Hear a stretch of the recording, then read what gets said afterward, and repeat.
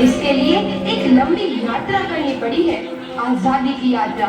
इस यात्रा में हजारों लाखों लोगों ने अपनी जान की कुर्बानी दी। 1919 जलियांवाला बाग। आज हमारी बैसाखी का दिन है, लेकिन पूरा पंजाब बैसाखी नहीं मनाएगा। हम सब बैसाखी नहीं मनाएंगे।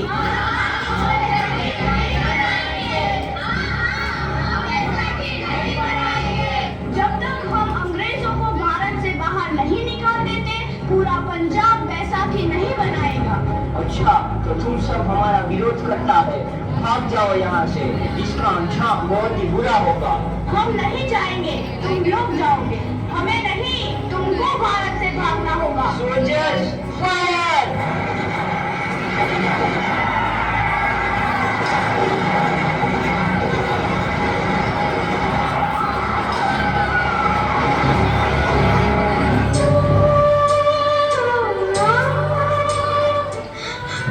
ये जमीन हमारी, ये धरती हमारी, ये खेत हमारे। अभी थोड़ी देर पहले हमारी ये फसलें लहरा रही थी, पर इन अंग्रेजों ने हमारी फसलें बर्बाद कर दी। इन अंग्रेजों ने एक ही झटके में इन सब फसलों को काट दिया। अंग्रेजों, तुम्हारे इस अत्याचार से हम डरेंगे नहीं। इस अत्याचार का बदला लेकर रहेंगे। हम आजादी लेकर रहेंगे। जलियांवाला बाग हर हिंदुस्तानी की आंख नम कर गया।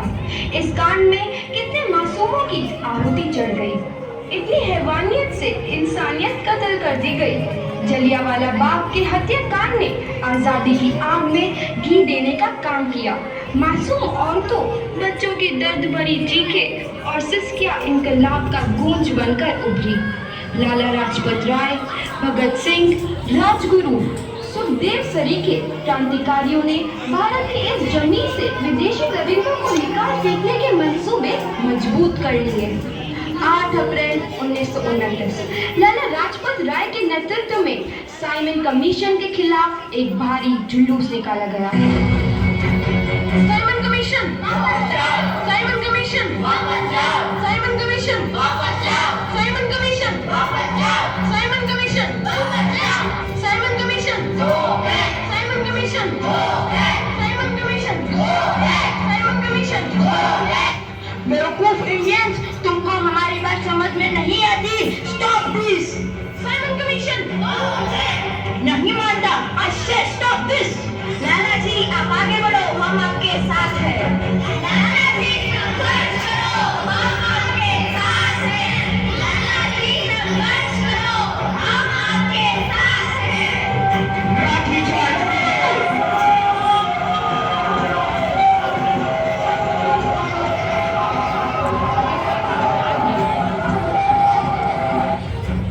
लाला जी को बहुत गहरी चोट लगी है, उनका सर फट गया है।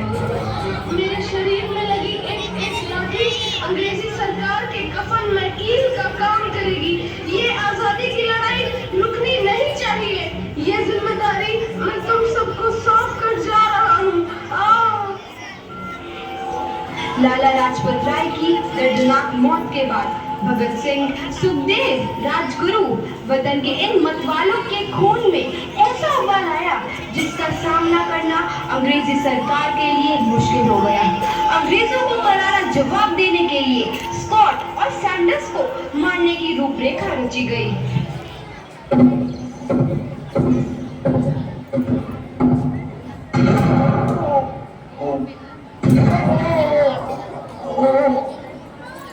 सैंडर्स मारा गया।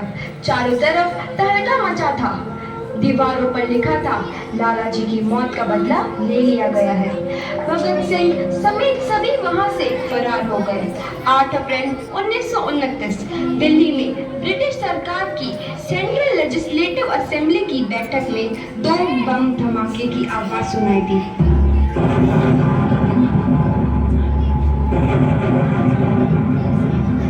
इन धमाकों ने अंग्रेजी हुकूमत को हिलाकर कर रख दिया। इस घटना को अंजाम देने वाले भगत सिंह, राजगुरु और सुखदेव ने अपने आप को अंग्रेजों के हवाले कर दिया। 1930 को अदालत ने अपना फैसला सुनाया।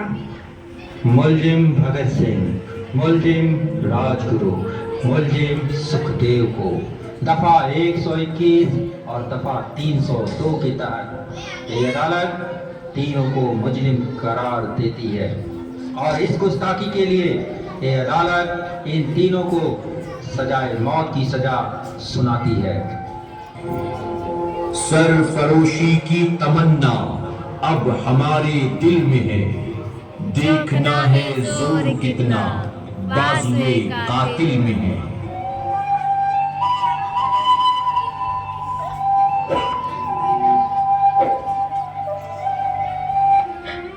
पुत्र की हाल है तेरा।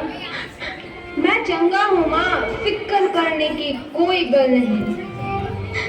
पुत्र, मेरा दिल तेरी तरह पत्थर दिल नहीं होगा।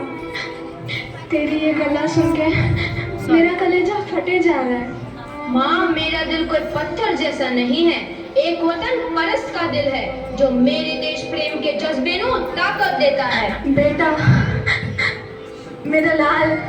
माँ, आज मेरी तपस्या पूरी होने जा रही है। जे तू रोई तो मैंने तकलीफ होइया। सोच, तेरा पुत्र आज शादी करने वास्ते जा रहा है। फर्क केवल इतना है, वो घोड़ी पर नहीं फांसी पर चढ़ने वास्ते जा रहा है। आज तू क्रांतिकारी की माँ है, कल तू एक शहीद की माँ होगी। माँ। पुत्र भगत, तू इतनी छोटी उम्र में हम सबको छोड़ के चला जाएगा। तूने जिंदगी में देखा ही क्या है पुत्र? मैंने अपनी माँ देखी है, जिसने मुझे एक ही बात बताई है कि बेटे, अपने देश के लिए एक बार मरना 100 बार जन्म लेने के बराबर होता है। अच्छा माँ, अब आशीर्वाद दे, आखिरी बार विदाई लेने का समय आ गया है। भगत, मेरे लाल।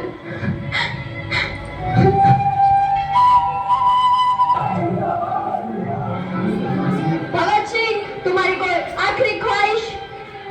हमारे हाथ खोल दिए जाए। हम तीनों दोस्त एक दूसरे से गले मिलना चाहते हैं। उनके हाथ खोल दिए जाए।